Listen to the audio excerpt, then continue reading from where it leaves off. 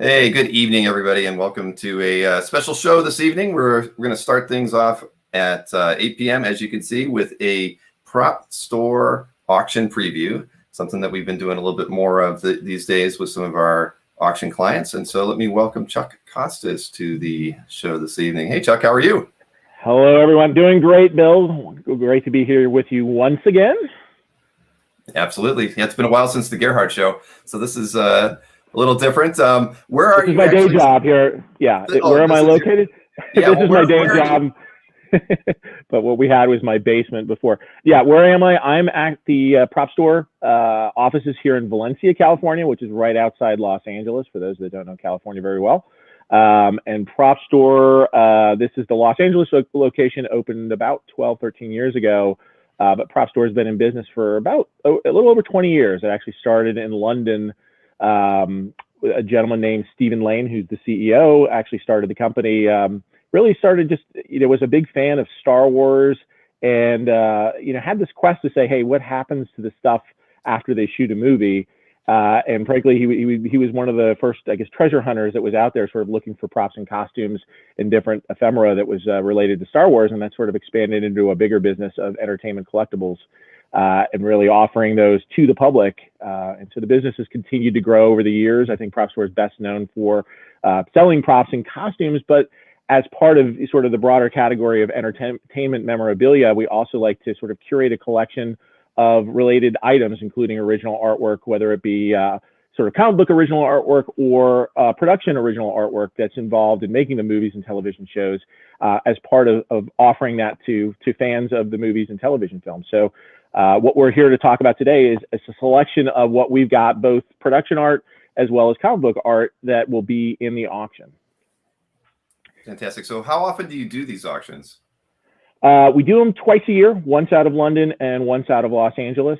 And I probably should have said this before, the upcoming auction for Los Angeles is coming up on June 29th, June 30th, and July 1st. So it'll be a 3-day event. It's sort of organized by title. So actually the first day will be sort of A to Z on some of the more famous movie and television titles. And then on days 2 and 3, we'll also go sort of A to Z. So if you've got a favorite movie or television show or character, it'll go, you just keep track of the day that it's on. But over 1,300 items that are coming up in this auction. So it's a very thick catalog. I didn't actually bring a catalog with me today, but they are pretty big. But frankly, it's just, we wanted to have as large of a selection of things for people to choose from. And, some people love Battlestar Galactica. Some people love Star Wars. Some people love Grease 2. I like G.I. Joe, the movie. I know I probably shouldn't say that, but different people like different things. And I think that the great thing about the prop store auction is that there might be something for everyone. And same thing with artwork. You'll see a selection of different things. And frankly, as I said, we look at it more as curators of trying to figure out what would we as collectors like to see offered or alongside, a Batman cowl might be a Batman page that's either related to the movie or just a really nice image of that as somebody that's a Batman collector can really put together the ultimate collection of Batman. So, So as art collectors, then, since it's auctioned by title, it's not like you've got just a group of art that would be auctioned off beginning at a certain time. It's going to be, the art will be spread out throughout the 3 days based on which film or the title of the film or franchise is being auctioned off at that time.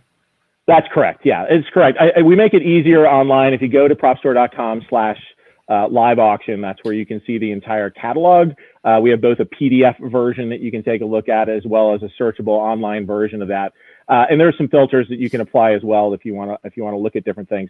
But as you sort of search out the art, make note of which day that it's on, but you can always put advanced bids in as well. So you can bid online, over the phone, or you can actually put in bids that will execute on your behalf as well. So a lot of different ways of bidding, but especially since COVID was happening, we didn't actually invite people in, or won't be inviting folks into the live auction studio itself. But if you're participating over the phone, it's pretty much like you're there as well. So it's a full live auction with auctioneers that will be entertaining you throughout the day, but frankly, just bringing you some great items one at a time. Very nice. Now, is the does the online bidding occur only during the same time the live bidding is open, or does the online bidding open in advance of the live bidding?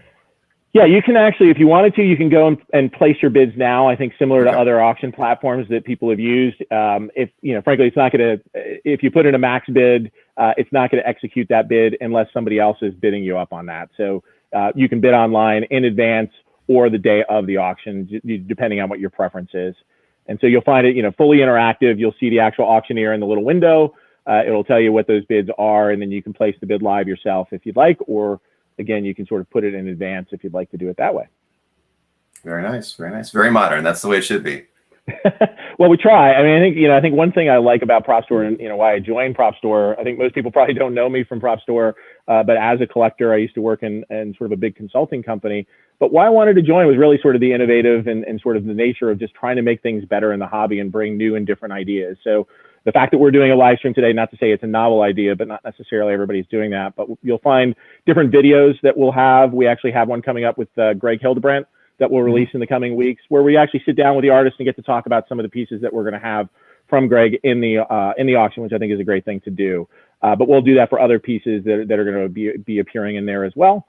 And so a lot of different ways that you can interact with us and find out. We're also doing live Zoom previews, so you can sign up for those. We're going to be doing those on Mondays and Thursdays. And frankly, you can always reach out to me personally, Chuck Costas, and it's just Chuck, CHUCK, at PropStore, PROPSTORE.com. And I'll get you scheduled so that you can do that. But this is just a way that we're reaching out to customers and showing them pieces one-on-one in case they have specific questions around if it's artwork, if you're wondering if a stat is original or not. Happy to show it to you and sort of give you as if you were here live here in Los Angeles and looking at the pieces. And for those that are in Los Angeles, if you'd like to stop by and see the studio that's here, we've got a lot more items on display. You can come by live and I'll be happy to give you a tour.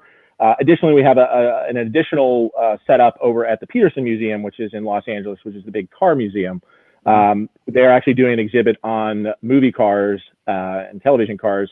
And alongside that, we've actually tried to complement them by putting props and costumes that complement the automobiles that you'll see selected there. So that's a cool little thing as well. Very nice. Jordan did ask a question if the stated estimates are a minimum reserve. I assume those are just estimates on what you're expecting the items to reach, or are they actual reserves? Yeah, it's a good question. I think what's a little different with prop and costume auctions is there can be, it's not necessarily guaranteed that there is a reserve on every piece.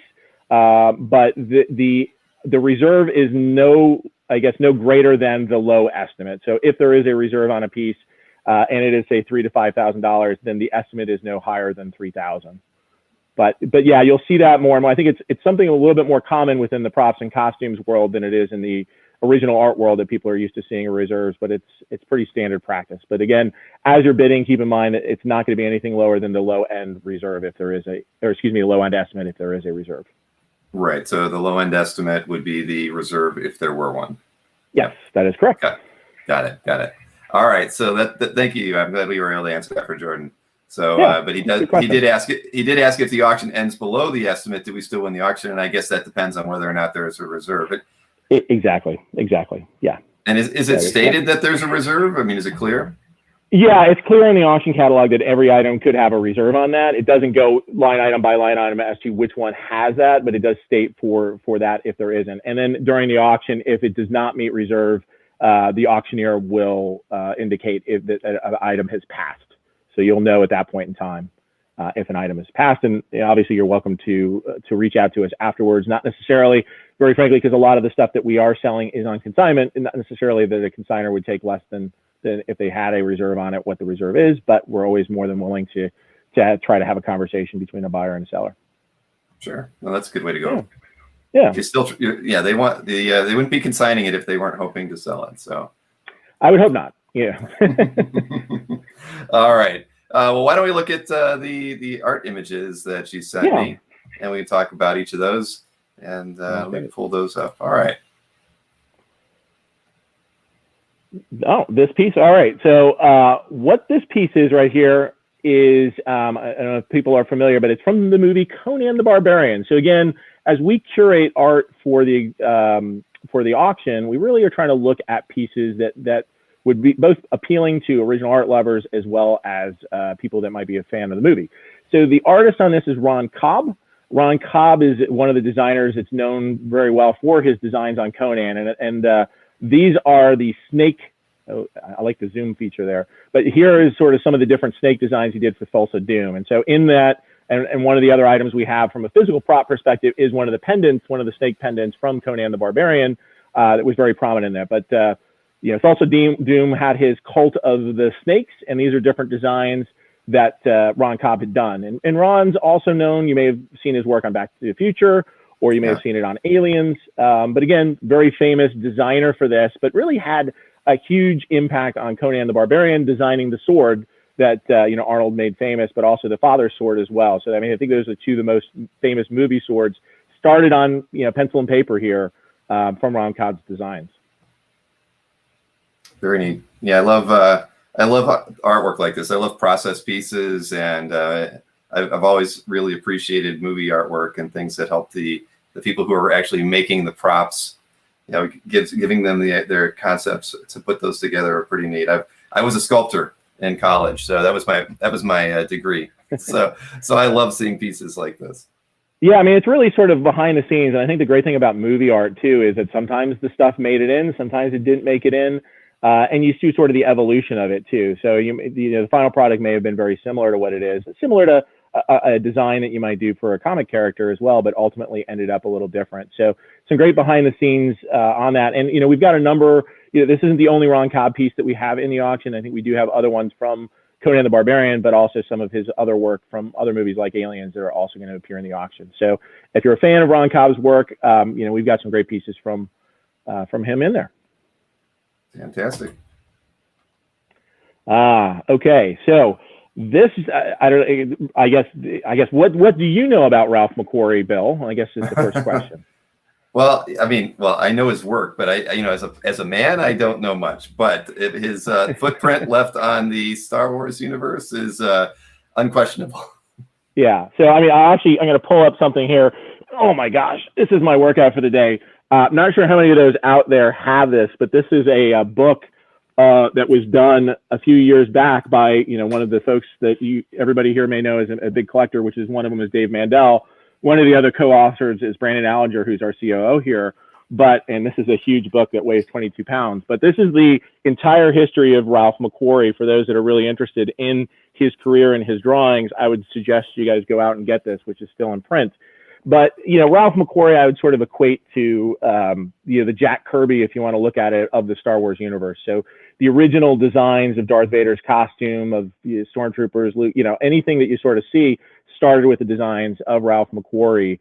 So to own a Ralph McQuarrie is really, for a Star Wars fan, an ultimate piece. And we had, I know a few years ago, we had, one of the original Return of the Jedi paintings that he had done, and it went, I think, over $250,000 for that. And this piece is a full painted. What I like about it is it's a fully painted Ralph McQuarrie piece that shows, sort of the famous, I guess, Mos Eisley Cantina. It was done for a pop-up book a few years later, but I think it's got really a lot of the key elements that you'd be looking for in a McQuarrie, and really sort of that Star Wars look and feel of, different creatures coming out of the cantina. Having it looks like the Millennium Falcon above it too. And so you just get all these, and there's a land spader in the background as well. So a lot of great, McQuarrie elements to this, a fully done painting. And, frankly, not going to go for quite as much as maybe the original paintings did, but still a fine piece if you had to add it to your collection here. So glad to be offering this, as well as some other McQuarrie pieces, which I know we'll show a couple more of those as we go through this. That's beautiful. All right. Well, this big piece, which is actually sitting right back behind here, if you've got cathedral ceilings, this is really an amazing piece to have. It's about 12 feet tall. You can see it goes behind there. It's we've actually got a bat costume, or at least a cowl there, so you can see sort of the size of it. But it's 12 feet by about 5 feet, and it's one of the Cobblepot for Mayor banners that was hanging. For those that actually remember the movie well, it was a scene at towards the end of the movie where Oswald Cobblepot is up on the podium, and he is about to make his big speech when Batman interrupts him and exposes him for the fraud that he is. So culmination of the film, sort of a very key scene, and behind him are three banners. And so this image was used throughout the movie. These were the Oswald Cobblepot for Mayor campaign posters, and there was paper versions of these posters and many more of those that are floating out there. But this is an actual hand-painted on canvas banner. And the great thing about it too, and sort of the ultimate for movie collectors, is that it is screen matched. And you'll notice, and Bill, you're sort of showing some of the up close on it. If you look at his sleeve, you'll notice some red, I would call it damage to it, but you'll notice some red streaks that are on there. That's because at the end of the movie, they pelt him with tomatoes. And if you get, I don't think you can get close enough to really see it, but if you actually look really close, there are actually tomato seeds that are actually stuck to the banner from the tomatoes that were pelted at it. So yeah, you can see the drippings, but those are tomatoes that were dripping on the original painting from the movie. So this has been screen matched to be the center banner that's right behind, I guess, Danny DeVito's character when he's giving that final speech. But it would just look amazing if you've got a cathedral ceiling at home. If you're a comic book and a movie fan, you know, there's just, you walk into the house and this would just make such a great impression. Oh, without question. You just need a lot of wall space. You need a little bit of wall space, but you know, there's some people that are also looking to fill some of that wall space. So I'm hoping somebody out there has room for it and can love it and show it off for years to come. Another Roth Mcquarrie there. So this was, again, a later Roth Mcquarrie, but of Yoda. So, you know, what's different than what we saw before, this is obviously his original pencil work. And you can see sort of the detailed pencil and shading work that he's done on this. You've got a R2 in the background there as well.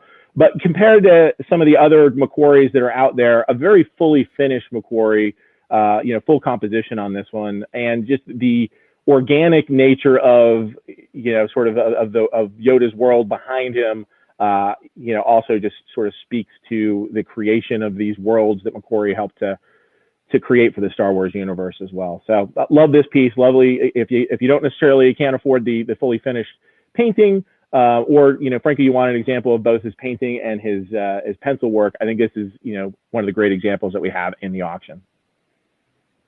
And what's the size on this? I don't have it handy. It's we do include that online, Bill. So for folks that go again to propstore.com/live auction, search for Ralph Mcquarrie. That's MCQUAR. So actually go to the book here. 2 R's, ARRIE. So you should be able to find it in there. But it's actually, you know, now that you asked me, I actually have the piece next to me. So I guess I could pull it out. I will show it here. Here we go. It is this big. It's a little bit smaller than original, I guess, 10 by 15 comic art in that perspective, but not much. But it is on vellum. You can see the little pieces of tape that were on there as well, that we're holding it in place on his drawing table. But again, beautiful finished piece by Mcquarrie. Thank you. I'm glad you had that handy. Yes, I've got a few more. So just remind me. I will be happy to pull out the original and show it to you if I happen to have it next to me.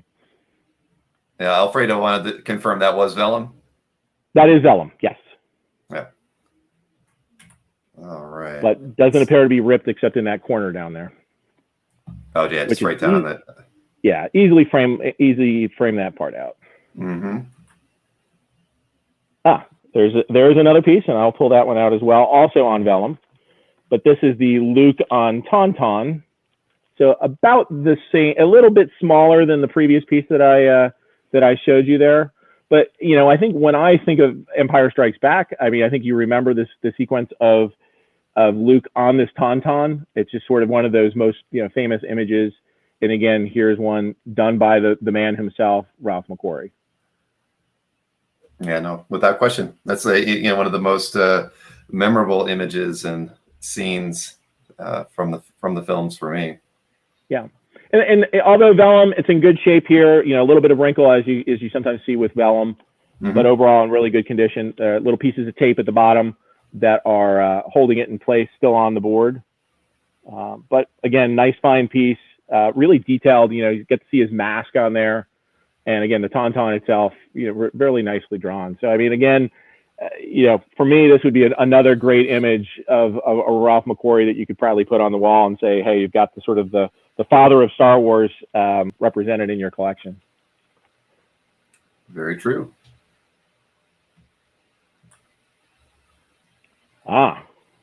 The Ghost. So a lot of people don't, I mean, or may not know that Bernie Wrightson also had a stint working in the movie industry a little bit behind the scenes and designing. So this is actually for Ghostbusters. Let me see if I can find the piece here. It seems to have disappeared, but we can just talk about it there. But here for Ghostbusters, he did a number of the designs. Obviously, he was probably top of mind for the people doing Ghostbusters, given his horror and fantasy work. So I've seen a number of these over the years. Nice big picture here of ghosts, as opposed to sort of I've seen other shots that are sort of further away and a little bit more landscapey. But here, just a good example of a Wrightson. So if you're looking for something that's if you're a Ghostbusters fan and you like Wrightson, I think this is a good crossover piece that you can say, hey, I've got a good example of this period of work in his career. Yeah, I've seen several pieces from the show as well that he had worked on, and you're right, most of them have always been landscapes, and I haven't seen as many character pieces, but this is pretty cool. Yeah, that was a nice little cool. Yeah. And I believe he did work in a few other films too, as for character design. He did, and he's done. I think he was also doing like stuff for books like for like Stephen King books and other things like that. So I mean, Wrightson was one of those ones that obviously known for his comic book work, known for his Frankenstein, which I guess bridges between sort of the of being a real novel to a comic book version of that. But illustrious career, and I think that's what we don't realize. There's a lot of artists that frankly, I think we'll be talking about Mike Vosberg this weekend. But Mike's another good example. He started in comics and ended up going to the majority of his work he was doing for 10 years. He was working on things like Chronicles of Narnia. He was working on music videos for Eminem. But it was frankly moving on from comics and the pay scale that they had for movies and television. You're actually making more money doing this type of behind the scenes work than you might be, for a published comic book, especially at that time. So I think it made for a great career, or, at least a chapter in the career for a lot of these artists that may not have had sort of regular work coming in from comics. And frankly, also just allowed them to showcase different aspects of their creativity. And, here again, Bernie doesn't have to necessarily worry. It's more about the character design here than anything else, and sort of really conveying what's that character all about, as opposed to the composition of, as you might have to look at from a comic book cover. So again, nice detail here. It's got all those key elements of a Wrightson in it, but for Ghostbusters. Yeah, we have some book art. Yeah. Yeah, so more getting into comic books. So Star Wars, this is actually a very cool piece, and it's behind me over here. A lot of people, when they think of Star Wars, I think the number one artist you think of, or at least it started it all, was Howard Chaykin. But when you really think about Chaykin's career on Star Wars, there wasn't a lot of art. It's similar to Eastman and Laird on Teenage Mutant Ninja Turtles. He worked on, I believe, people can double check me, but I think it was the first 10 issues of Star Wars, and I think even on issue 10, he was only doing layouts at that point in time. And then there was this, and I think the question is pizzazz. Is like, what is pizzazz? Most people don't necessarily recognize it. But especially now, this is an extremely important part of Star Wars history. So keeping in mind, when the Star Wars comics came out, they were instant sellouts. Marvel reprinted them, over and over and over again. And people, when that movie hit, everybody wanted something Star Wars. So the adaptation was done in 6 parts, the first 6 issues of the comic book. But they already knew it was a hit. And so starting with issue 4, Marvel had another spin-off magazine called Pizzazz. And at that point in time, they said, you know what? We should start including Star Wars in that magazine and to try to sell more. And so the Pizzazz stories were the very first non-movie Star Wars stories that were published. The first Star Wars, or Pizzazz number 1 came out at the same time as Star Wars 4. This is from Pizzazz number 3, which is the third story, or a third part of the story. And that was at the same time as Star Wars 6. So they hadn't even finished wrapping up the Star Wars adaptation when this was published. And a lot of people obviously remember the published comics. Star Wars number 7 was the first in that series, was really started the further adventures, if you want to look at it, as Star Wars.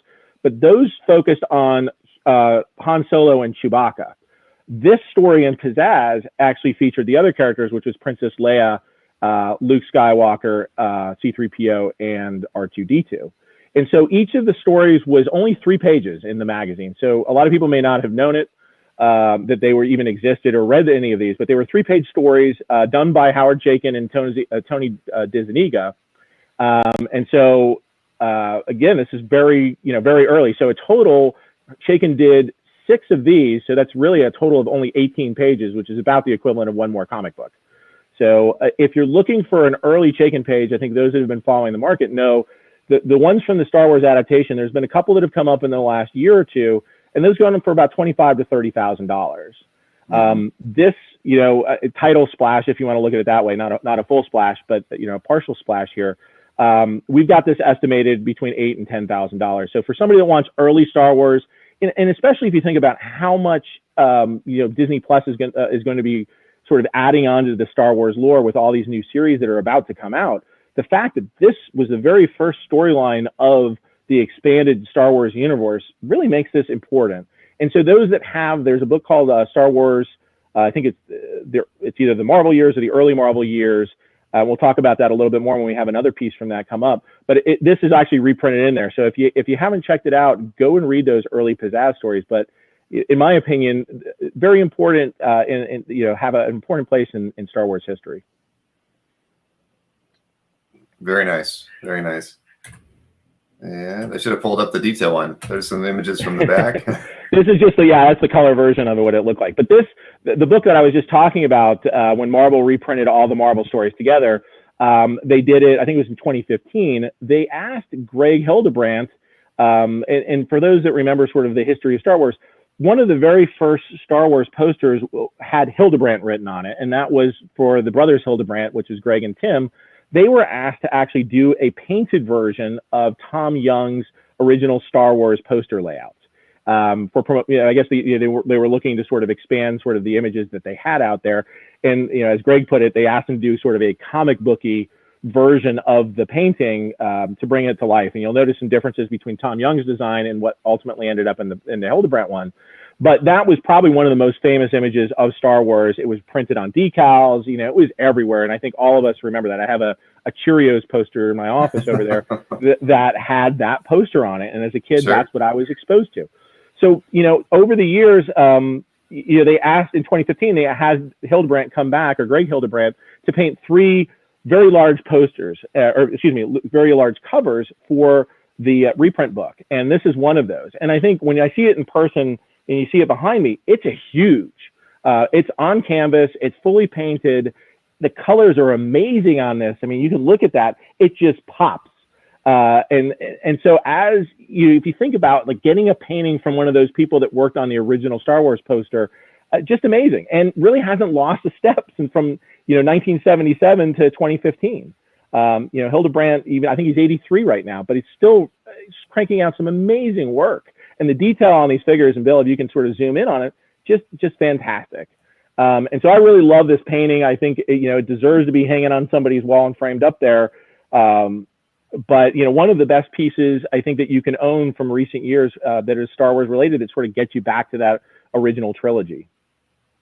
That's beautiful, and Greg is doing amazing work.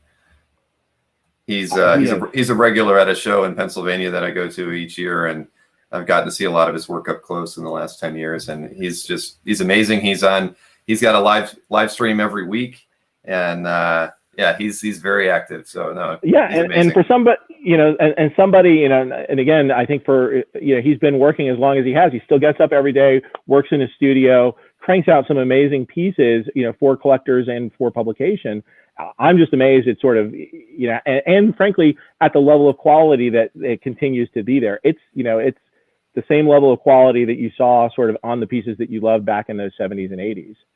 And, we'll talk, I don't know if we're going to showcase, we'll have a few more pieces by Hildebrand in here, but the auction actually, it has a few, some great Hildebrandt pieces from Lord of the Rings to Krull to, Star Wars that we're showcasing a little bit here.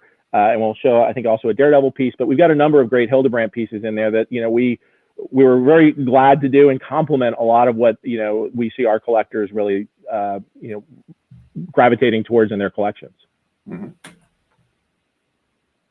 And another great illustrator, which is Drew Struzan. So Mhm. I think a lot of people know Struzan, and again, somebody that probably for those classic movies like Raiders of the Lost Ark, or some of those other classic movies, probably one of I would say probably the most well-known movie poster person.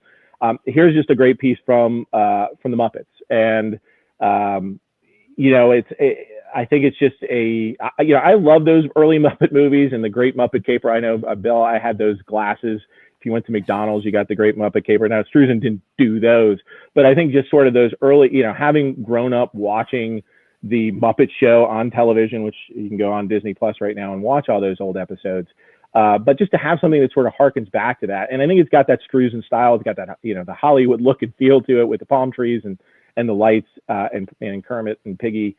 Just a great big Struzan. And again, size on this one, I don't think I have it, but it's a larger piece that we actually don't have here, but a larger piece that actually, would frame up really nicely and be one of those things that people are attracted to.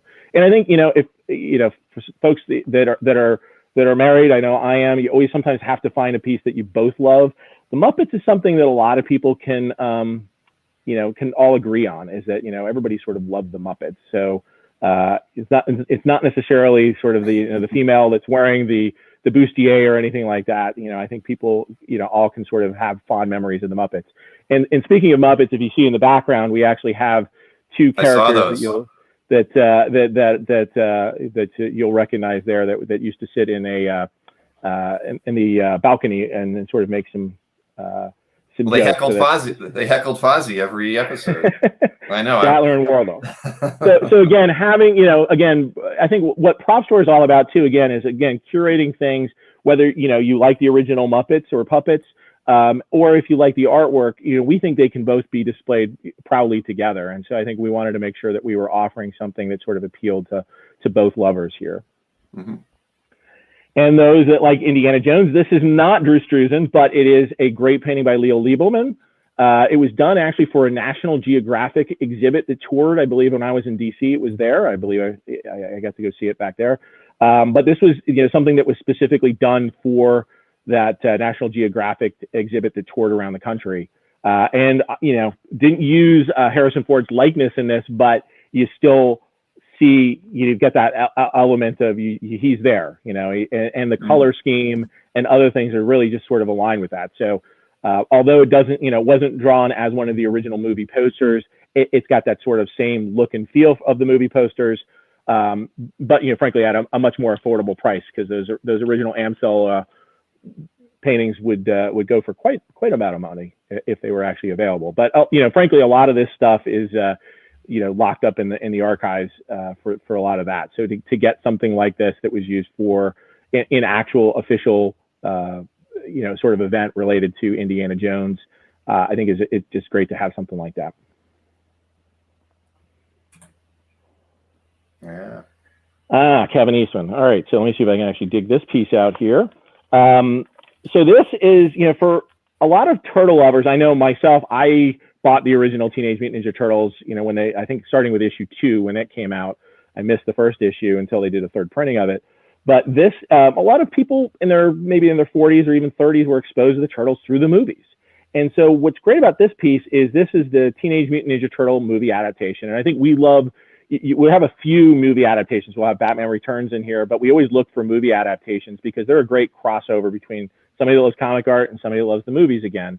And this is what's great about this is, again, not many pieces were worked on by both Eastman and Laird. In the original title, they only worked on the first 10 issues and then the micro series, but they actually came back together. They actually co-scripted this particular issue. Eastman did the layouts on this. There were some other people that were involved in sort of doing the pencils and finishes, but Laird was also involved in doing the inking on this. So you've got, the main characters, you've got Raphael, you've got Splinter in there, you've got April. So good representation. If you love that movie, it combines the original co-creators with the actual movie. And something that's on there that I also love, again, since we did the Gerhard art sale together, there's a little nod to Gerhard and Dave Sim at the bottom, which is the guys reading Jaka's story at the bottom. So I thought it was a nice little homage that I assume Kevin may have put in there, which sort of recognized that that Cerebus had come before the Turtles and was sort of an important part of the independent comics history. So just love those inside jokes that you know, I guess not necessarily joke, but inside homages that you find on pages like this. So this is just, in my opinion, it's just a great page for many different reasons. Yeah, I love it. I saw that right away too when I was looking at it earlier. But I'm sure there's a lot of people out there that, you know, don't know, aren't as into comics, that didn't get that recognition. But the fact that they brought it into the movie adaptation is really cool for people like us. Mm-hmm. It's a piece by Jerry Ordway. Yeah.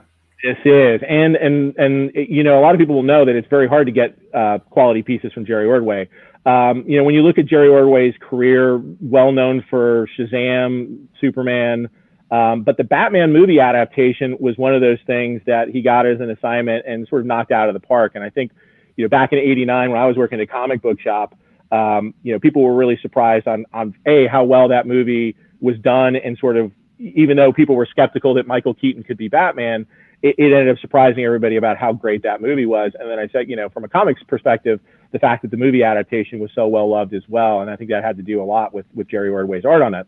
Well, the artwork for the interior of this never been sold. You know, frankly, it's one of Jerry's probably greatest issues, hasn't been broken up. But this is a piece that was used as the display stand for those comics when they came out. So this was that they actually made a display out of this and then would sell the comics inside of that.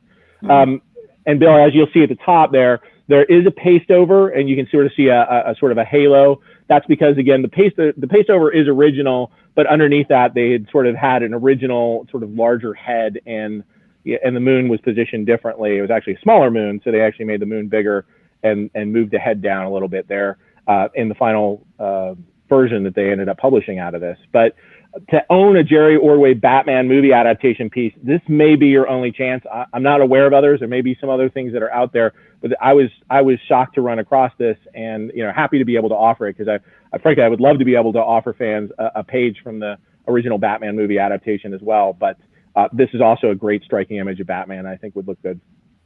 Oh, I love it. As well. Yeah. And signed by Ordway at the bottom too. Yeah.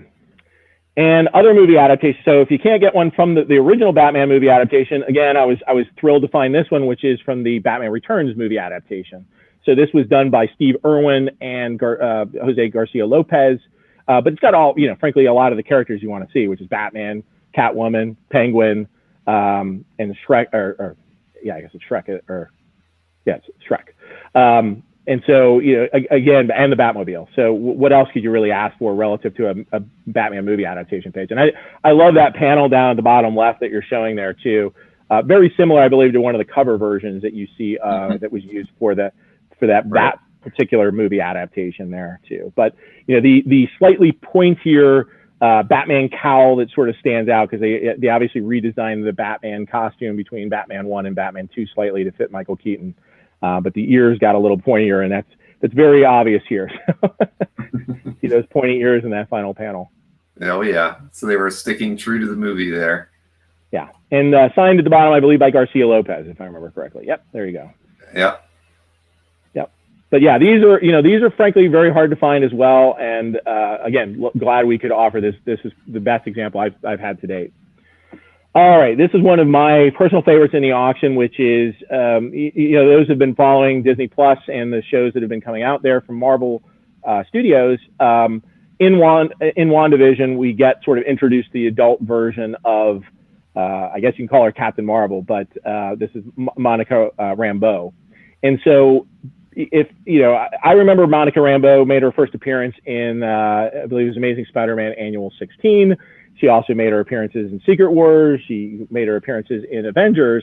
But it wasn't until 1989, which is when this came out, so they gave her her own book. So this was the first solo adventure of her. And they sort of did a little bit of a redesign, changed her hairstyle. She originally had an afro. They gave her braids for this. And so this is really, for me, is sort of the modern version, the very first image that we see of Monica Rambeau in her modern image. And you know, given the importance of first appearances, given the importance of what's going to happen with the Marvel Universe, they've already sort of alluded to the fact of what happened in WandaVision, that she'll be taking on a much larger role within that MCU in years to come. So I think when we see the Marvels coming out in the coming years, she'll play a big role, and then, you know, frankly, could take on an even bigger role. So This is a character. I think Marvel is very committed to, especially diversity, and so I think they want to make sure that there's a good representation of women characters, people of color, and I think Monica Rambeau is just one of those characters who's been around for a long time. That it's her time to start shining. And again, this was sort of a seminal issue, and I remember picking this off. I think I had a double cover copy of this book, but I remember picking this one off the newsstand, and it made an impression on me. Mm-hmm. But this is Mark Bright was the artist on this one. And in the upper left-hand corner, you'll actually may recognize the image. If you look at your official index to the Marvel Universe, there's a similar image that was done by John Romita Jr. for that. And actually, I think if you look on CAF, somebody has the original art to that. The head on this one, though, was modified. And believe it was probably John Romita Sr. that actually did the modification on the head there for the design. But they actually modified it to have the braids versus the original Afro look of Monica Rambeau in there. So again, the details that they put into this, just a great piece. Just a great piece. Oh, it's a beautiful piece. Yeah, one of my favorites in the auction. Yeah. And again, for those that were fans of WandaVision, we wanted to make sure we offered something. This is George Perez with Alvey Inks. Just a good page with Wanda and Vision and Wonder Man, who I'm sure will make a bigger appearance in years to come in the MCU. But given how popular they were with that WandaVision series, we just wanted to make sure that there was a really nice example of a page here for people to bid on. And I've noticed, frankly, and Bill, you may have noticed it as well, there's definitely been a lot more interest in George Perez's Avengers art in the last year or so. So again, glad to be able to offer something for that, and hopefully there's some fans of his art out there that would appreciate on this one as well. No, I mean, Wanda, any Wanda published artwork that's come out since the show or even leading up to the show has done really well, and Perez work in particular, of course, because that's everybody's sweet spot, I think, for a lot of these characters. Yeah. So people may remember this. At the end of Ghostbusters 2, there's a gentleman, this is really the final shot that you see. It's called the Fettuccine Painting. And, for me, it summarizes it because you got all the four main characters that are in there right after they defeat Vigo and, with the baby. And so this was done by, again, behind the scenes artist named Jack Johnson, who was the artist that was responsible for sort of the key pieces, on Ghostbusters 2. So Jack actually did a prelim, and we actually sold that in a previous auction. This is the final painting that was done for that. If you look on screen, it doesn't match exactly in that they blew it up later on for use on screen, but this was Jack's final painting. It's signed by Jack at the bottom there, but is, sort of the tight version of the Fettuccine painting, which, I love the fact that it's sort of, it's a newer painting, but it harkens back to the Renaissance era. And I think it was a little bit of tongue in cheek when they played it in the movie. And I think everybody sort of got a laugh and a smile out of it when they reveal this at the end. But, for somebody that's a fan of Ghostbusters 2 and a fan of artwork, again, this is something you can feel proud of and have, everybody sort of take a look at and instantly know what it is. Very true. This is maybe not as instantly known, but is a super rare piece if you're a fan of the movie Christmas Vacation. Frankly, I've never seen movie props. I've never seen anything from the movie Christmas Vacation. This is also from Jack Johnson, but Jack was called in to do some shots of this. And what they were looking for was they wanted to establish what does the Griswold House look like as you sort of stroll up to the Griswold House. The final version of it looks slightly different, but this gives you a nice sort of Chicago Midwestern, in the winter look and feel, with the snow marks on, from the tire treads, but from the left-hand view. So this type of establishing shot was really used to help, give a look and feel to the movie even before the movie was produced. So this is pre-production artwork that was done for Christmas Vacation. Nice big piece actually as well on not vellum, but it's on a thinner sort of drawing paper, but it's on a drawing paper there. But all hand drawn in pencil, signed by Jack. Back when the movie came out, I guess when it was being produced back in 1989. So again, if you were a fan of Christmas Vacation, which that was, that Elf are probably some of my favorite Christmas movies. Very rare to find anything from this movie. So this is, and again, if you're looking for something to disguise in your house that doesn't look like comic art that everybody can, that your significant other can also love, this is a great piece that you can get sort of a chuckle out of and say, I know exactly what that is. I love it. And other people will say, hey, that's a really nice, a setting of landscape. Of houses. Nice landscape. Yes, they may not, jump to that, and it looks just like a very nice piece of artwork.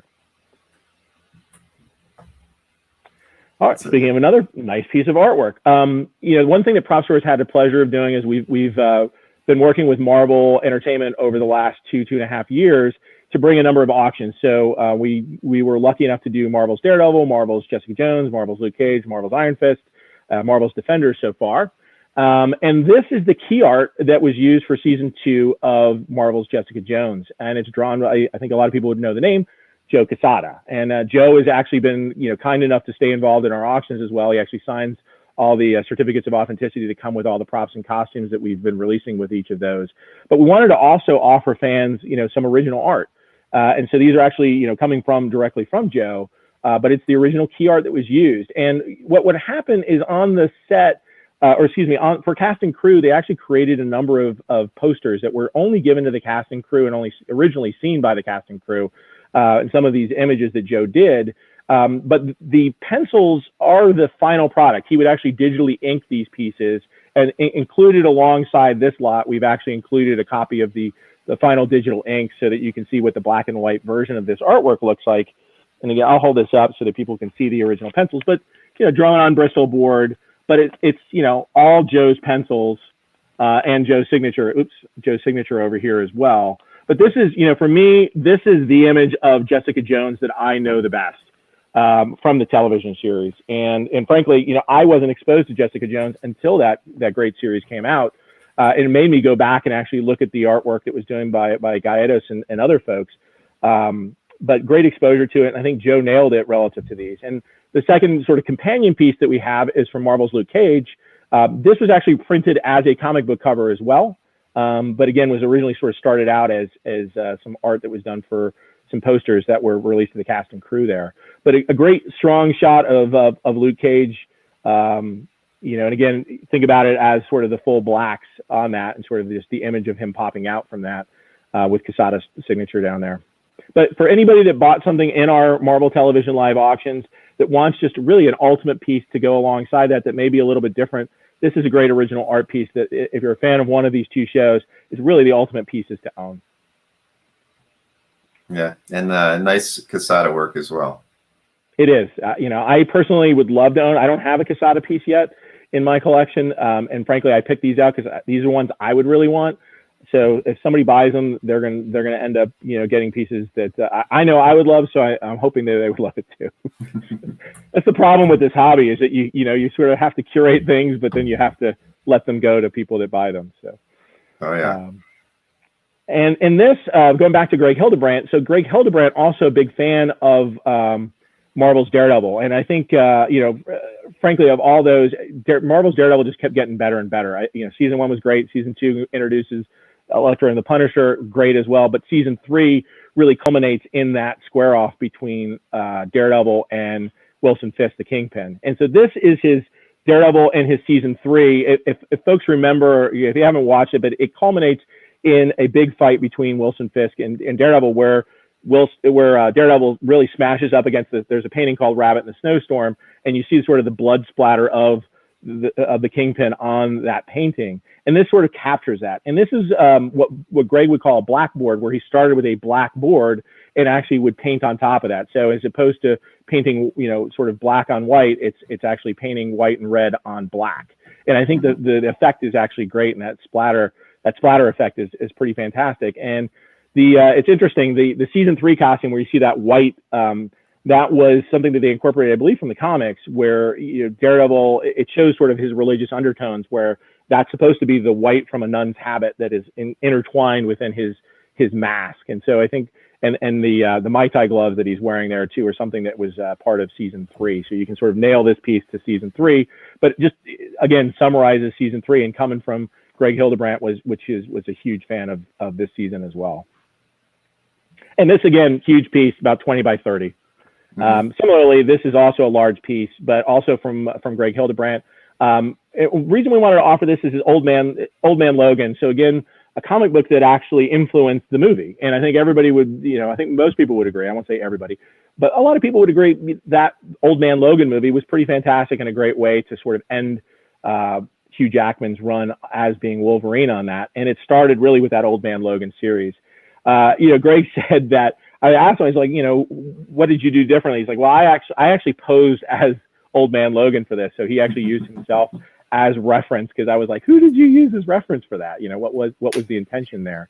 But, you know, apocalyptic sort of, it speaks to that world. And, you know, Marvel is making more and more out of that world in the comics these days. And I believe even in some of their audio series that they're doing nowadays, I think they're moving to sort of Star-Lord in that Old Man Logan world moving forward. Yeah, I love that painting. I really do. Just, yeah, again, it's sort of even like you look into it like you're staring into the sun.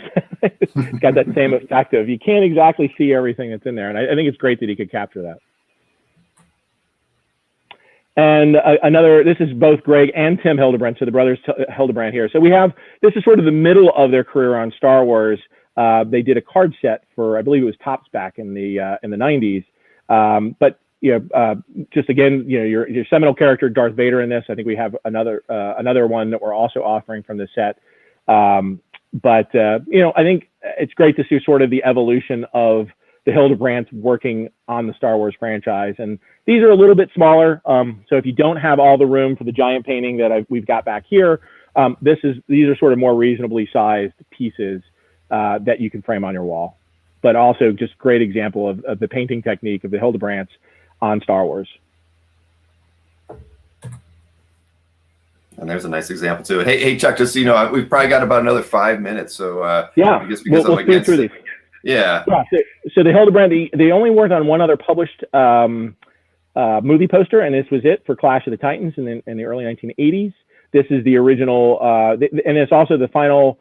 Like they didn't typically do a final pencil version and then the painted version of this, but this is sort of a rare exception where the sort of detailed pencil version of this exists on vellum, but it's framed up nicely, so you don't have to necessarily worry about the condition of it. But you know, for a classic movie poster of something that hopefully we all remember, good opportunity to own something like this. And you know, it's just whether you prefer the painted version or sort of a black and white version of it, this is just the great black and white version. I think it's got a lot of the same detail that you see in the final painting. Oh yeah. No, very memorable. And also, so this is the very first image of the Hobbits that was done by Greg Hildebrandt. So the Hildebrandts sort of defined the look of Lord of the Rings with their calendar series that came out in the I think it was 1977 for Ballantine. And this was the very first sketch of the Hobbit. So they really established the look and feel. I think the movies that came afterwards sort of drew upon that. And frankly, you know, almost everybody that thought of Lord of the Rings sort of drew on those calendars. So, you know, another piece of history here, and that this is the very sort of first visioning of what the Hobbits would look like. On a piece of vellum that's been carved up. Again, we've tried to frame it nicely for everybody so that it displays well. But again, true piece of history here if you're a Lord of the Rings fan. I've got some storyboards, from Batman. Yeah, so again, more just a variety of different things that we can offer. So this is from Batman Returns, yes, this is Batman Returns. Different sequences here of, I think these are the ones where the Batman Batman's sort of out of control because the Penguin has taken over his vehicle. I think you've also got some scenes of Catwoman at Shrek, the Shrek Tower there. So, you know, just a variety of different things. They've got some tape, they've got some writing on it, but give you some inside view as to this is what they would give, say, the cinematographer to shoot this. These storyboards sort of give the look and feel of how they want the final product to be, but not exactly, you know, ultimately there's always differences between it. So great insight into that. We've got a few different lots that have a number of different storyboards from this sequence and some other similar sequences. So, but just great. You know, I like the fact that they're color. You don't typically see color in storyboards. They're typically usually just black and white. So I think each of these you can break them up. You can display them together. I think that gives you a little bit of flexibility. But you know, great things with the Batmobile. That's something I think people would want. Without question. And back to Teenage Mutant Ninja Turtles. So for I think it was the 2017 movie that came out from Paramount. They actually approached Kevin Eastman and said, "Hey, we want you to do the opening sequence." And I think it was really weeks before they finished post-production on this, and so there really wasn't much time to lay it out. But they wanted Kevin, you know, incorporated into this, and that's great that they went back to the original co-creator or one of the co-creators. But he created this sequence that goes through the sewers, goes through the city. We have two lots that we're offering here: the final storyboards that are black and white here, as well as the original prelims that are sort of in blue pencil and then black and white. You know, depending on what you like better, but again, something that frames up individually very nicely, but also as a set very nicely. Coming, from Eastman, they actually have a letter. I think the final storyboards have the original letter. I think we have a photocopy with the prelims on it, but they also show you where you can go see that sequence online, so you can compare again how his storyboards sort of were incorporated into that final product. Okay, let's see. We got a few more here. Joe Johnston. We'll go through these quick. So Joe Johnston, known for his work on Captain America and also The Rocketeer, but he started as a storyboard artist. And so this is just a good example of, another one of the famous storyboard artists for Star Wars Empire Strikes Back. Just a good example of what his storyboards look like, signed by Joe. Again, if you're a Star Wars fan, great to frame up and put on the wall. And one more. Or is that the reverse of that, is it? I think that's the reverse of that. I am pretty sure. Yeah. This is, again, the Hildebrandt, or Greg Hildebrandt, which is Coleman, who was the hero from Krull. What I love about this, Krull is a movie I love because of the glaive. And this actually has Coleman, who's the hero, throwing his glaive. But Hildebrandt was actually, he actually was involved in the pre-production of this, but ultimately he moved off the project before it got to its final stages. But he did invent the glaive, and I think that's his big one contribution to this movie. And I think this is just a good piece in that it has Coleman, the hero, with the glaive on it, and you can even see that they sort of incorporated it into his chest plate as well. But I like the fact that he's throwing the glaive. That was an early version of the glaive before it sort of ended up with the I think it was 5 prongs that it ended up in the final version. That's really cool too. Yeah. Not everybody's favorite movie, but it was memorable because of the prop. It was a very cool prop. Right. Well, we did it. We got through them all, Chuck. That's all great. Right. All right. So, well, hey, Bill, thanks for leading us through that. And again, go to propstore.com/live auction right now. You can see the full 1,300 plus catalog of items. That's only a selection of the artwork that we have in there. I'm also going to be listing it coming up in the next week or two on CAF, so to make it a little bit easier for people to preview that and sort of see it come through day by day. So you take a look at those listings as we put those up. But we hope that a lot of the comic art fans out there will join us for this auction. It's going to be based out of Los Angeles, so it'll be all shipped from Los Angeles to your location. Feel free, again, to reach out to me personally, Chuck, at propstore.com, if you've got any questions. But we'd love to have everybody out there participate in our upcoming auction and also consign to us, too. You'll notice that we've got a number of different consign to us banners that are sort of on CAF. I think we're always looking for consignments, especially great art pieces. And this gives you a flavor of what we try to sell, is really try to hit that great sweet spot between comic art lovers and movie lovers, and offer some really great select pieces. So please consider us as an option as you look to potentially get rid of some of your pieces. We'd love to be able to sell them for you and spotlight them in the right way, like this. Well, fantastic, Chuck. Hey, next time I will definitely give you more time. I apologize. No problem. I'm a long talker. But no, great to spend time with everybody. Yeah. Right. No, this was great. And as everybody knows, we will also be on screen together on Saturday at 1 p.m. for the Vosburg art sale. So that's going to be a lot of fun too. So I hope everybody tunes into that. We'll talk G.I. Joe. We can talk about movie paintings. We get to a whole new set of things. Great. Exactly. And anybody who wants to just stay on this page, if you're on YouTube or whatnot, it'll actually forward you to my next interview where I'm the interview subject. So it should be a lot of fun. We'll like what I just went through. It's grueling, let me tell you. All right, Chuck. Thanks a lot. All right, thanks, everyone. I'll see you on Saturday. Yeah, we'll see you soon.